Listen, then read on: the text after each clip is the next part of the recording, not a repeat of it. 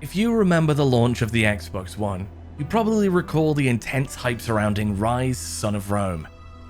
It was to be a console seller, a visually stunning action-adventure title from original Far Cry developer Crytek, boasting next-gen graphics on an unprecedented scale.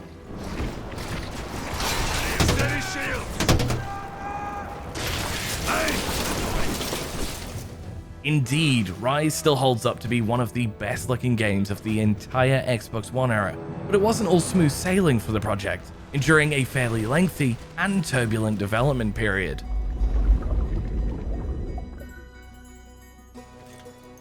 Father, Marius? For the uninitiated, Ryse Son of Rome is a third-person action-adventure game set in, well, surprise, ancient Rome, and it follows the life of Roman centurion Marius Titus. The single-player campaign is around 6 hours in length, during which you engage in copious amounts of violent hack-and-slash combat, as well as take on archer roles and formation-based attacks. The game was a day one launch title and console exclusive for the Xbox One, releasing on November 22nd, 2013.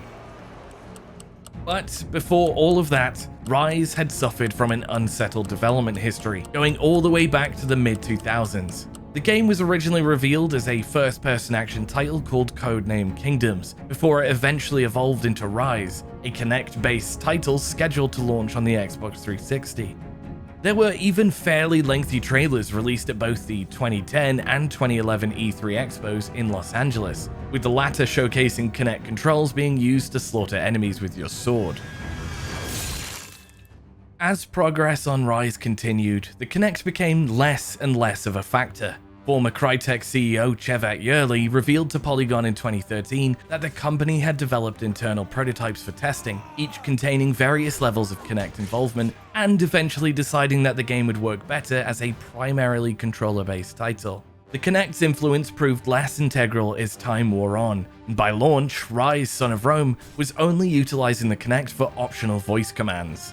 Fire!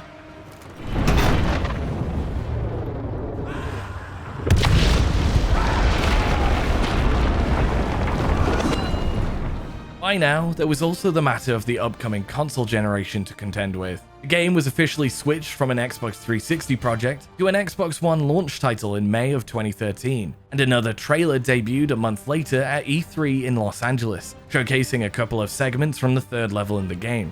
There were a few changes made afterward, colorful cues being used for executions instead of button prompts, for example, but the bulk of the game was finally in place.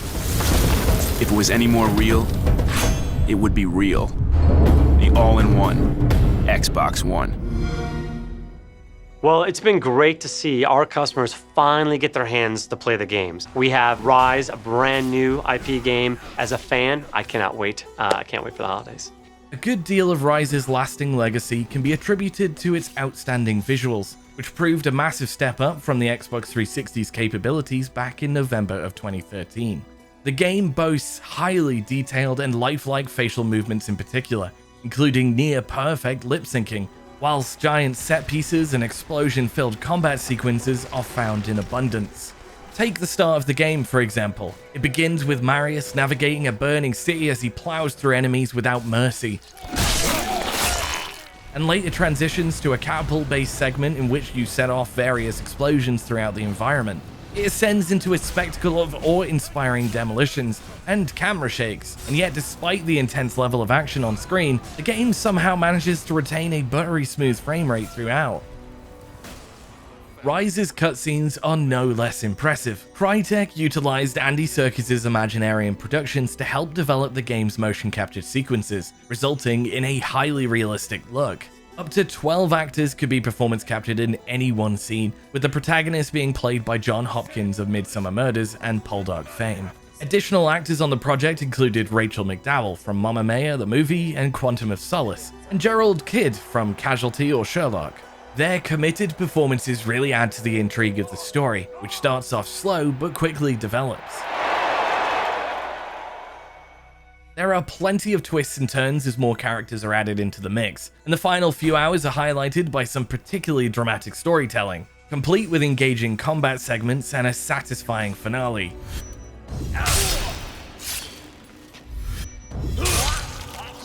For a game this short, Ryse Son of Rome never feels overly rushed, pacing its narrative surprisingly well. Tying this all together is the gameplay, which admittedly is rather simple, requiring a combination of striking and blocking to defeat enemies.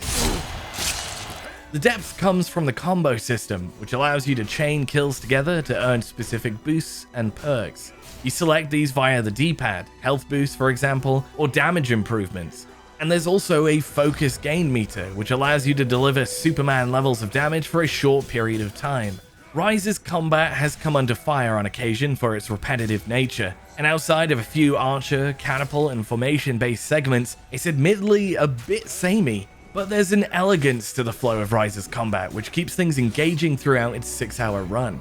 You can seamlessly transition from one enemy to another without ever breaking your momentum, and this opens up the potential to really master your swordplay as time wears on. In one section, for example, you're tasked with rescuing prisoners from being burned alive, as well as combating various waves of enemies. It's a lose-lose situation on paper, but by navigating the situation intelligently, as well as using all of the tools at your disposal, you can practically moonwalk your way from enemy to enemy without ever taking damage, dealing out unprecedented levels of brutality to dangerous adversaries. The reward for success in combat is the ability to pull off gory execution sequences. Again, these provide various perks upon completion, including health regeneration, and simply require you to press 1 or 2 buttons depending on the flashing color of the enemy. There are plenty of ways to do away with your opponent, the majority proving highly gruesome and blood splattering. And the slow-mo effect contrasts well with the faster pace of the standard combat. These sequences place a key focus on retaining a momentum in battle. Enemies never interrupt your executions, which may seem unrealistic, but ensures that you can continue building combos and switching between enemies with ease. Executions are typically context-based, allowing you to intelligently tip people over ledges and shove them against walls, as well as maneuver back and forth to perform double executions when the situation allows. You can purchase more elaborate executions with in-game currency as you go too. Additional upgrades include boosted health meters and greater arrow capacity. And whilst they are certainly a help during your initial playthrough, they're also a major boost when replaying for a second or third time on a higher difficulty. Fortunately, it doesn't take too long to get your hands on them. I've only completed the single-player campaign twice and have long since unlocked them all. Another area of the game that benefits from upgrades is the co-op multiplayer portion. It's called Gladiator, and it sees you and another player enter the Colosseum to face waves of enemies across a small selection of game modes. It's a surprisingly detailed mode, packed with replayability, and allows you to earn improved armor, weapons, and special potions along the way. The main downside to Gladiator mode is the obvious one: barely anyone plays it anymore. Over a decade since the game's release, the multiplayer lobby is unsurprisingly quiet. That said, you can always encourage your friends to download it via Xbox Game Pass. And as a last resort, there's a wholly functional solo mode that remains engaging for at least a few playthroughs at a time. Ryse's plethora of post-launch DLC is also centered around Gladiator mode. Various content packs such as the Duel of Fates and the Moritori packs were released in late 2013 and throughout 2014 as part of the Season Pass, and eventually the Legendary Edition, incorporating special skins as well as brand new multiplayer maps. The Mars' Chosen pack also introduced a new mode called Survival, challenging players to survive for as long as possible whilst constantly bleeding out, proving a welcome addition, and a tough one at that. So, from around here? Ryse Son of Rome launched alongside the Xbox One in November of 2013 to a lukewarm but generally positive reception. Pure Xbox gave it a 7 out of 10 back then, commenting that its bloodthirsty combat and fast pace gets the adrenaline pumping. The review also praised the game's bombastic and spectacular set pieces, along with its well put together and expertly delivered narrative. Unfortunately, there was never a sequel. Former Crytek CEO Cevat Yerli noted in an August 2014 interview with Eurogamer that despite maintaining a good relationship with Microsoft, the timing wasn't currently right. Xbox head Phil Spencer later revealed that the situation was complicated. There is never an easy answer to why something didn't happen, he commented in a response on Twitter in April 2018. It's a combination of a lot of things, some right and some wrong. I really liked the game. I'm glad you did as well. It's a genre we should be doing more in. I agree on that.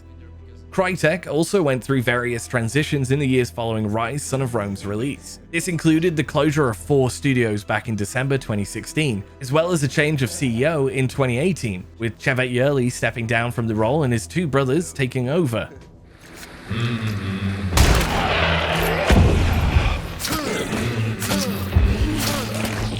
Crytek developed their first game for the Xbox One since Ryse: Son of Rome in 2019, the well-received first-person shooter survival game Hunt Showdown. And more recently, the company confirmed that Crysis 4 is officially in the works.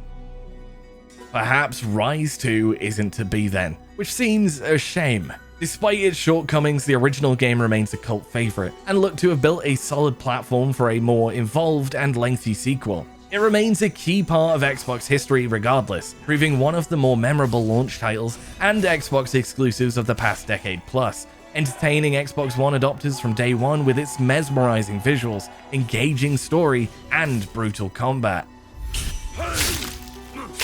It's currently available on Xbox Game Pass 2, of course, and perhaps that's where its legacy lies as we continue through this Series X and S generation. It remains to be seen whether it'll get a much desired upgrade to 4K resolution and 60 FPS in the future, but regardless, there's still every reason to strap on the armor and relive Marius Titus's compelling story one more time in the interim.